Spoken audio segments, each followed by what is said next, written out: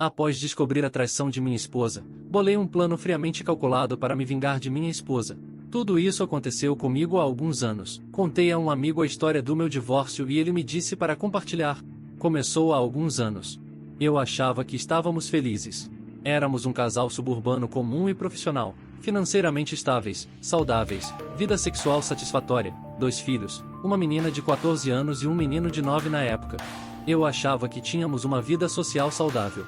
Estávamos passando por uma daquelas crises comuns que casais enfrentam. Ambos trabalhávamos muitas horas, não passávamos tempo suficiente juntos, tínhamos problemas de desenvolvimento com meu filho e as tensões em casa estavam aumentando um pouco. Percebi que ela estava passando muito mais tempo no celular, trocando mensagens com suas amigas. Não pensei muito nisso. Comecei a fazer um esforço muito maior para sair do trabalho quando podia, ajudar nas tarefas domésticas e estar emocionalmente mais disponível, mas ao longo de algumas semanas, o abismo entre nós só foi aumentando. Acabei encontrando acidentalmente algumas mensagens quando carreguei um antigo iPad para meu filho usar. A conta dela no Facebook Messenger ainda estava conectada e havia muitas mensagens altamente questionáveis com um cara da cidade dela, a quem chamarei de Bob Coteiro ou JBC. As mensagens não eram completamente inapropriadas, mas eu podia perceber que havia várias faltando com base nos horários e contexto das mensagens. Fiz uma nota mental para ficar de olho nisso e continuei tentando consertar as coisas. No dia seguinte, tirei o dia de folga para concluir alguns projetos que eu achava que a deixariam feliz e deixei para ela algumas notas carinhosas lembrando o quanto eu a apreciava. No entanto, mais uma vez ela estava no canto da sala, enviando mensagens para suas amigas. Peguei o iPad do meu filho, abri o Facebook Messenger no escritório e assisti em tempo real enquanto minha esposa me diminuía.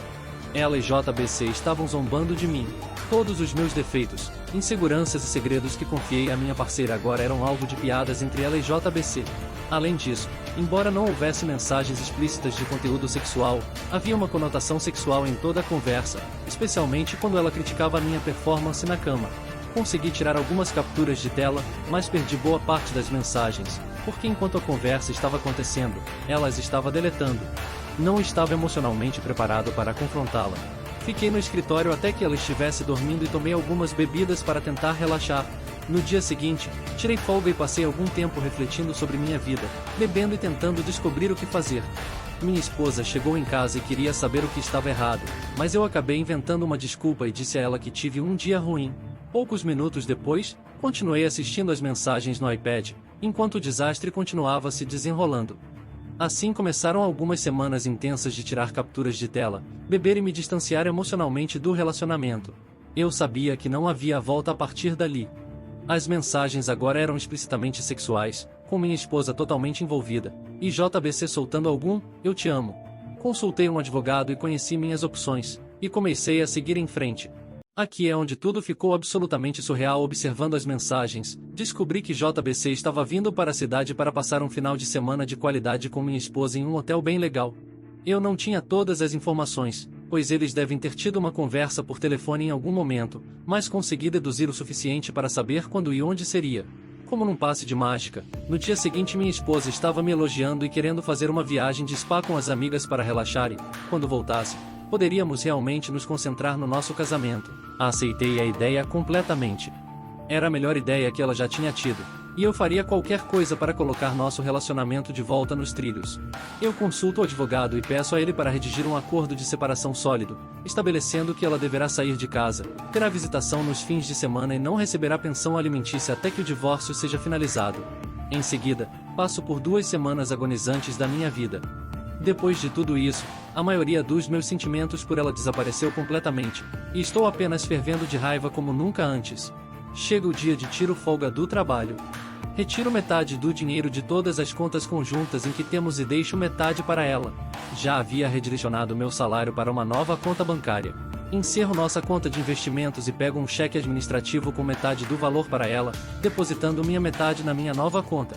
Passo em uma loja de cópias e imprimo cerca de 75 páginas de capturas de tela do Facebook Messenger e mato tempo porque não quero estar em casa. Ela me envia uma mensagem de texto dizendo que está partindo e que me ama. Eu digo a ela para se divertir. Chego ao hotel por volta das 8h30 e ligo para o telefone da minha esposa do saguão. Vai direto para a caixa postal. Eles provavelmente já estão fazendo o que quer que seja. Vou até a recepção e peço para ser conectado ao quarto do JBC. O telefone toca 3 vezes e ele atende. Eu, JBC, você poderia mandar minha esposa descer para o saguão, por favor? JBC, eu não faço ideia do que você está falando, cara. Eu. Ok, então. Acho que vou ter que ligar para a senhora JBC e trazê-la aqui. Era apenas um blefe. Eu sabia que ele era casado, e sabia o primeiro nome dela, mas só isso. JBC, ininteligível, barulho de movimentação, pânico. Você tem 5 minutos. Clique. Menos de 2 minutos depois, minha esposa sai do elevador parecendo um pouco abalada. Eu a faço sentar em um canto do saguão. Ela, começa a falar um monte de besteiras, dizendo que não é o que parece, etc. Não estou aqui para discutir. O que está escrito nesse monte de papéis é a realidade. A única maneira de eu não entregar uma cópia disso para nossa filha, seus pais enviar por e-mail para todos que conhecemos é se você sair imediatamente. Minha esposa tinha muito orgulho. Nossa filha estava passando por uma fase de rebeldia na adolescência, e ela saber disso provavelmente acabaria com o relacionamento delas para sempre. Minha esposa também era filha querida dos pais dela, e ela sempre se preocupava com o que eles pensavam dela. Eu não tinha muita influência, e a vergonha era minha única carta na manga.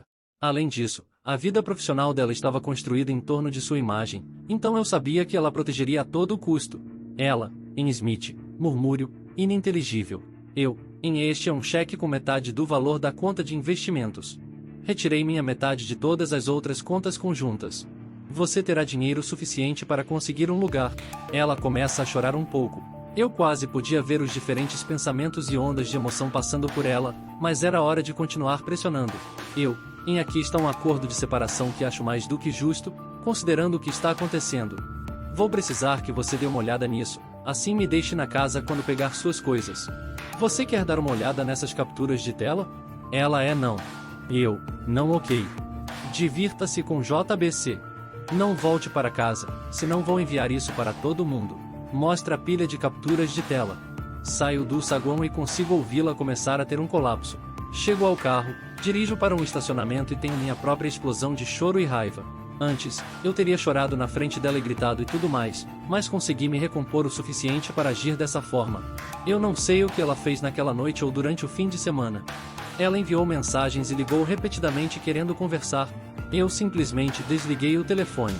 Quando chegou a tarde de segunda-feira, havia carregadores levando suas coisas e ela entregou o acordo.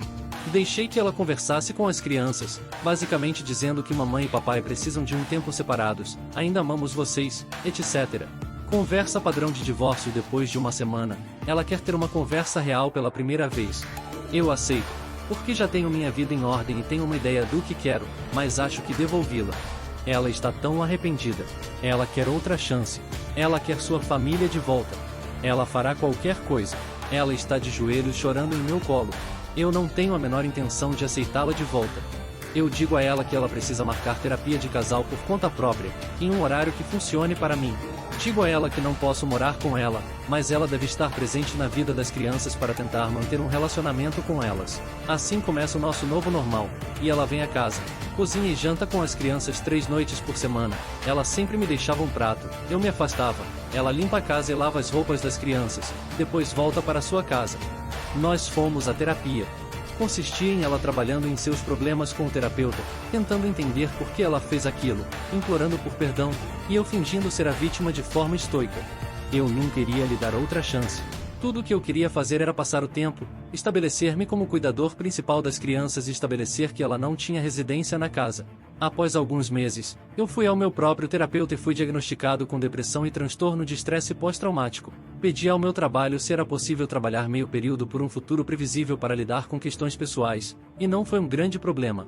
Depois de 6 meses de terapia, eu disse a ela que não conseguia perdoá-la no momento e que eu queria um divórcio amigável, mas que ela ainda era o amor da minha vida e talvez um dia pudéssemos tentar novamente. Ela ficou arrasada, mas concordou com o divórcio se eu prometesse tentar novamente no futuro. Uma vez que o divórcio foi iniciado, eu precisava que as crianças quisessem ficar comigo.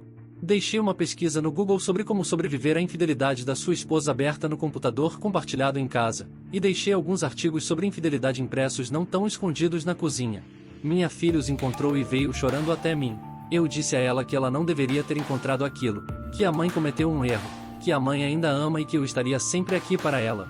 Minha filha, que costumava admirar tanto minha esposa, agora não queria falar com ela sem gritar, e isso arrasou. Não é surpresa que quando a justiça precisou dos depoimentos das crianças alguns meses depois, o irmãozinho seguiu o exemplo da irmã mais velha e ambos queriam ficar com o pai na casa em que cresceram.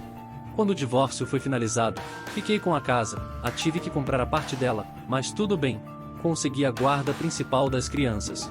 Recebi uma generosa pensão alimentícia devido à diferença de renda, já que eu trabalho meio período.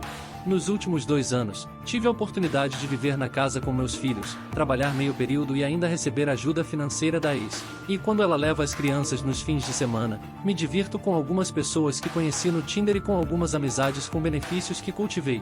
Aos olhos dos meus filhos, sou o padroeiro da paternidade por ter seguido o caminho correto e estar sempre presente. Aos olhos da minha ex, sou aquele que escapou e por quem ela sempre sentirá saudade. E ainda tenho a vantagem de tê-la vindo para cá para ter relações quando quiser, usando a possibilidade de voltar a ficarmos juntos como incentivo. Mas isso nunca vai acontecer. Bem, isso foi tudo. Já se inscreve, deixa o like e comentem para mais histórias como essa. Obrigado por assistir.